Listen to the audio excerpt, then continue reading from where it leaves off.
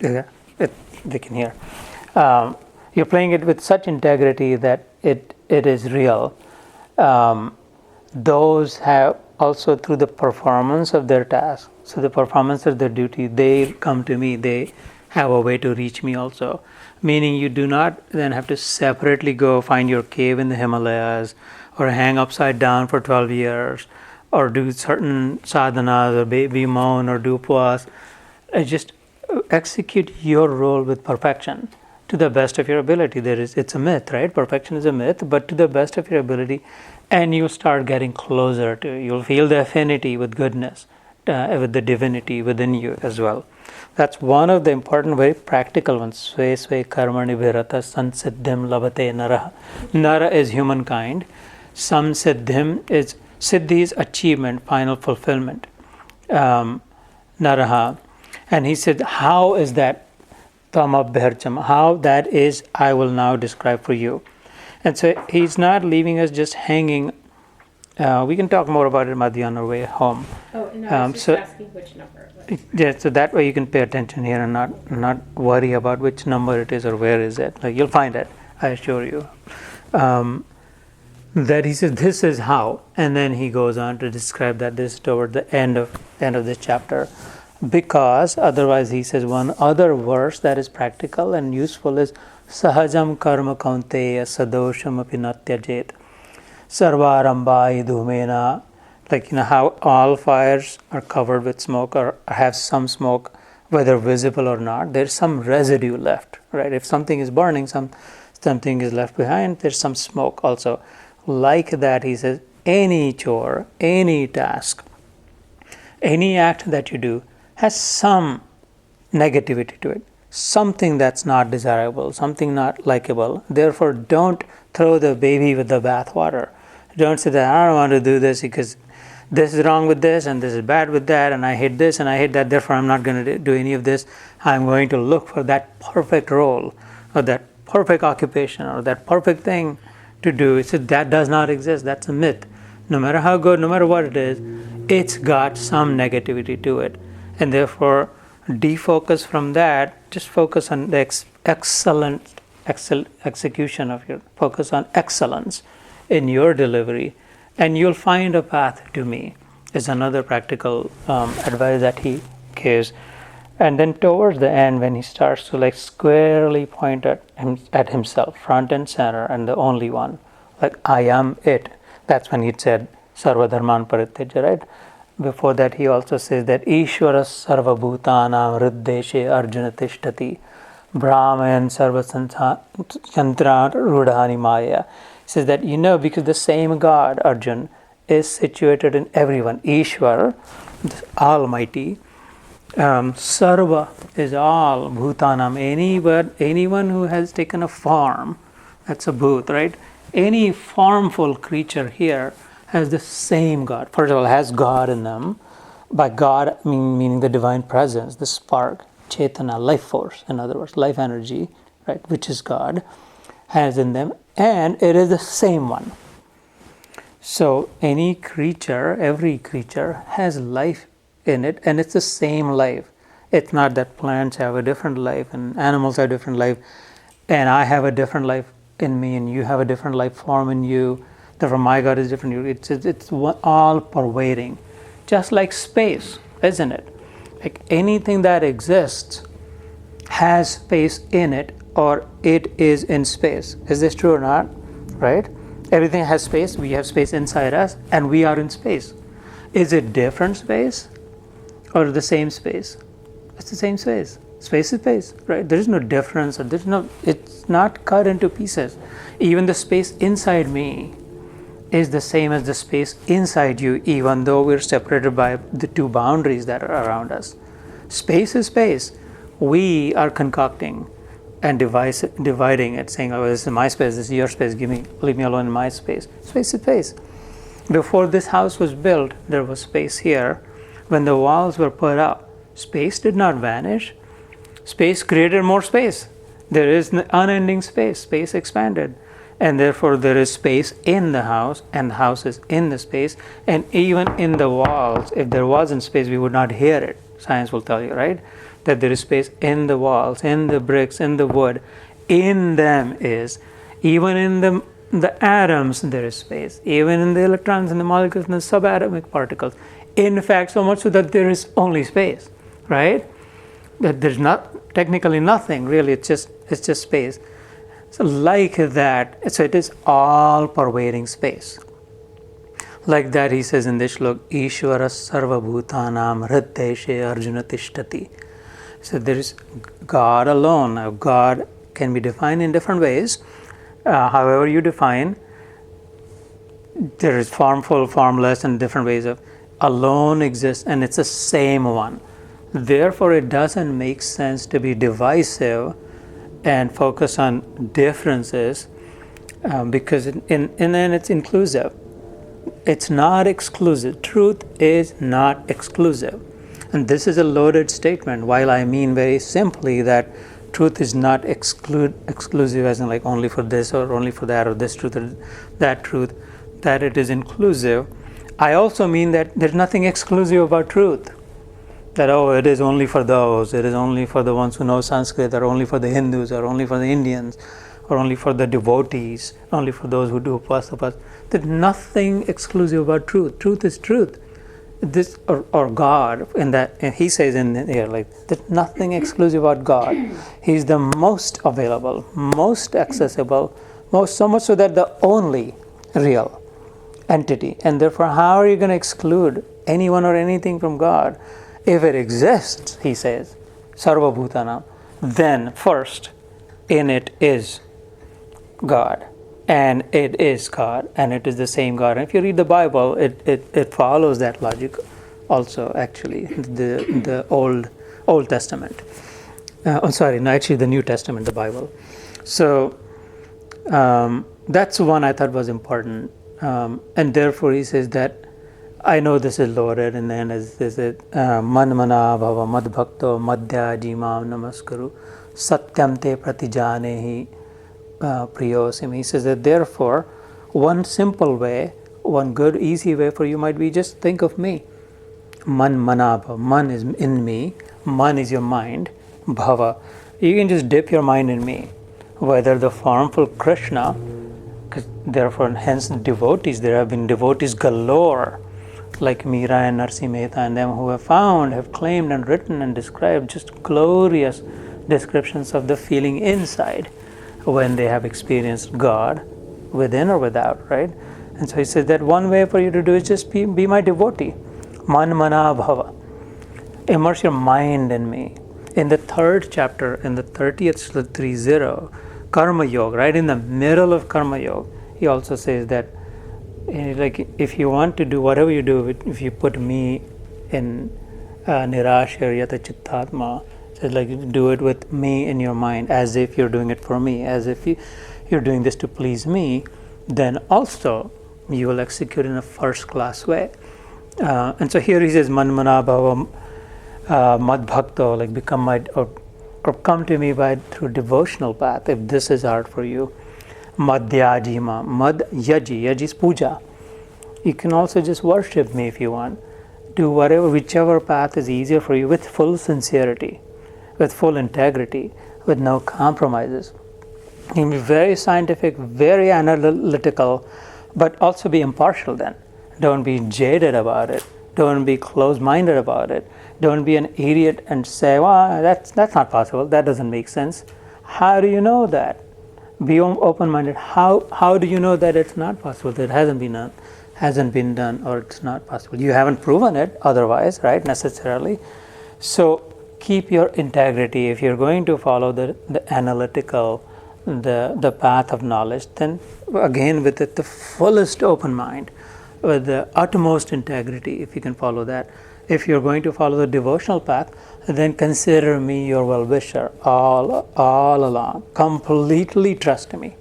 Have no fear. If you think that I'm God, and if you feel like I'm with you, then why are you afraid? Why are you doubting this? I am telling you, he says, to fight. That the right thing to do here, this was in the battlefield, right? The Gita. I'm telling you that the right way to be now is to pick up your bow and arrow and shoot that arrow without any expectations, because that's your duty right now. So whichever path you want to follow, manmanabhava madbhakta madhyaji mam namaskuru, you can bow down to me. In other words, accept me for who I am. In simply accepting God as God, so much will open up to you also. And so in different ways, he's asking, expecting us to open our minds to the truth. If we want to see the full, then our mind will have to be open fully also. If we are partially open, we will see partial truth, and therefore we'll have concocted notions about this, maybe not this, maybe not this. How do you know? If I'm looking at a star-studded sky on an Amavasya, and I have a small telescope, then I'm moving it about and I see 3 stars here and 7 there, and like this is the Big Dipper, Little Dipper, whatever, Mid-Deep Dipper, and I feel like this is all there is. But if I throw that and just look at the whole open sky, then oh my God, there's like 1,000 of those and 1,000 of those, right? As you know, Carl Sagan famously said. And so that's what he's saying, that whichever path, but keep your integrity. I'll finish this verse and then come to you. Satyam te pratijanehi bhaktosi priyosimi. He says, because I'm telling you the truth. Like it or not, believe it or not, take it or not, accept it or not, know it or not, this is the truth. And it goes beyond this pratijani. I swear by myself. Pratigya, you know the word, right? Pratigya is like swearing. He said, I'm swearing in front of you that this alone is the truth, Arjun, because they were friends, they were cousins, right? Arjun and Krishna were cousins and also friends, and Krishna was 1.5 years older than Arjun. So they were very good. In fact, they were BFFs. Like, as much as possible, they wouldn't be without each other.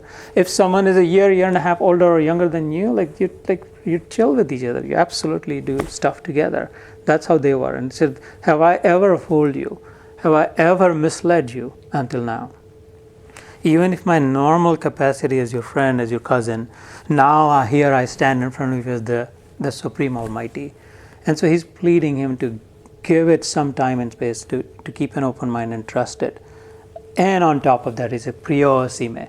And you're so dear to me. He said, I like you so much. We like each other. We're really each other's best buddies, and therefore I'm not going to fool you. I'm not pulling your leg. I'm not telling you stuff. Is one other shlok. You had a thought? You're going to share. I think when you said that, my feeling, my observation. Absolutely, and that speaks to, very directly connects with the integrity that I talked about, right? In that verse where he said that if that's the path you're following, follow that with full integrity, without any compromises. If you're going to follow the technical, scientific, analytical path, follow that with a fully open mind. The greatest scientists, are they not the most open-minded? They would never have the inventions otherwise. They'd never have the fortitude to keep going and really keep at it to find, because they believe that there's got to be something beyond this also. And so the more, an open mind is just the other side of the coin of trust. Trusting it does say that maybe something. So whether on this side you're trusting or on that side you're keeping an open mind, in a sense the currency, the value is the same. Right? When you give, whether you can give it the heads on above or tails on, you can get the same value. So whichever, but it better be the full coin that you give to get the full value out of it. And that's the idea here. And then towards the end, it's really Arjun. It's a memorable statement in the end. Arjun also says his last piece. He says, "Nashto moha smritir labdva tvat prasadat maya chuta sthito asmi gata sandeha karishye vachanam tava." Those are the last words of Arjun before the Gita ends. And in it, he's concluding, the revelation has dawned upon him. He says, Nashto moha. Nashta is gone, disappeared, finished.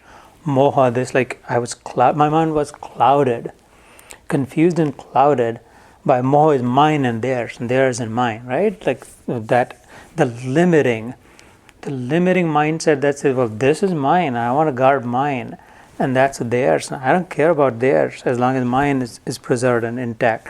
So this constant duality, so that's disappeared. Now I see it for what it is, that this isn't about mine and theirs, that my grandfather or my guru, and therefore not killing them, and therefore this. The whole point of it is that for righteousness, for integrity, for goodness, for purity, for the default setting of the system to be restored. That's why we do what we do, and therefore I have been placed in as a Kshatriya to fight the battle, and I am the only and the mightiest warrior on this side that has any shot at preserving the integrity, and therefore I'm going to fight, regardless of who is fighting from the other side. I don't know, I might win, I may not win, I might lose, but I'll sure give it my best, because the moha has disappeared. Otherwise he wasn't shooting arrows at Bhishma, because he was his grandfather, and said, how can I do this? He even questioned Krishna, are you kidding? Like, what are you talking about? He says, why, how can you talk like this, confusing that? Do you not see that that's my guru and that's my grandfather, and you're asking me to do that? And that's where the Gita starts. And the same Arjun in the end is saying, got it, right? Nashto Moha is got it, understood. Smrutir labdva. Smruti is memory, remembering. Labdva, I now realization. I got it. I now realize. Tvat prasadat mayachita, through your grace. Tvat is your, prasad is mercy, grace. That through your grace alone, now I've been reset. It was screwed up like this, now you tightened it. And now I'm all set. It's been restored, recalibrated to its original setting. And therefore I am set. I'm all ready for it. Again, Tat prasad is your grace, your mercy. So when we take prasad, when someone gives us prasad, it's not the lahi, battasa, the peda, or the dahi that we're taking. That's an icon, that's a symbol meant to remind us that it's been offered to the greatest and to the goodest, and I'm receiving a piece of it so that I may partake in it. It might purify my inside. My thoughts might become more generous and more magnanimous, and that I may also become more giving than just taking. That I contribute more than I consume, right? That's what humans do, and really that's what the rest of the world definitely does. If you look at a tree, for example, the juices that it consumes compared to that, what it gives until the very end, even after dying, and the fertilizer and whatnot through its lifetime for the birds and the humans, the rest of the community, the creation, contributes more than it consumes. We are supposed to also contribute more than, at least equal, please, contribute as much as we consume. But we've been fooled, we've been deluded. We're all set in consuming more than contributing. Me and mine, more and more and more this way, right? How often have you seen the Amazon truck coming to take stuff from the boxes? How many returns do you do? You laugh, but I'm talking about you, those who are laughing, right? I am. How often do you have the delivery people coming to pick up compared to coming? And that's just one example, but anything, right? So if we can bring that into bear, that hey, I want to bring equilibrium. Fantastic word you use. I love that word. Right? It is all about, the glory is all about the equilibrium. Gita is the greatest when it comes to the topic of balance. I have found no scripture and no dissertation and no thesis like this after studying many of them. That really gets to the balance aspect of it. So it says, Nashto moha smritir labdva tat prasadat maya chita sthito asmi. I am now established. I am now securely lodged. I am firmly grounded. I am anchored. Sthita is absolutely like dug in. Asmi is I am. Now I am anchored in the truth. Now watch what I do. So it Sthito asmi gata sandeha. Why? Sandeha is doubt. Sama deha, equivocal. In English, literal translation is, you're saying this and you're saying that. Maybe it's this, maybe it's that. Maybe yes, maybe no. That's being equivocal, right? And that's sama deha, like a little bit here and a little bit there. Geeta, your mic went on mute, I think. Can't hear you. Oh shoot, okay. Can you hear me now? Okay. Yeah, I can hear you now. Okay. Thank you, Sachin. Somebody was paying attention.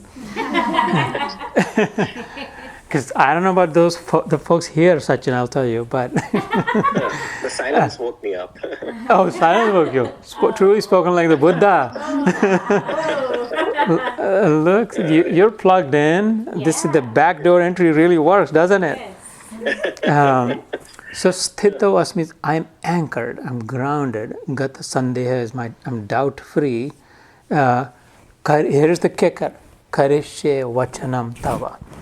I shall do as you say. That's a literal translation. That I'm now convinced you're my greatest well-wisher, that you know what you're talking about.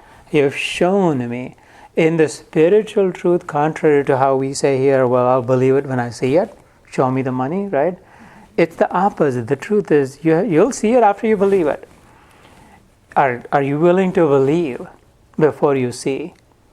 Then you might, which scientist had seen the results of their discovery or their inventions, foreseen, and then discovered or invented? They believed first that something has got to be, or that this may be possible. They believe. Edison, take whomever, kept on believing before the light bulb literally and figuratively went on, didn't it?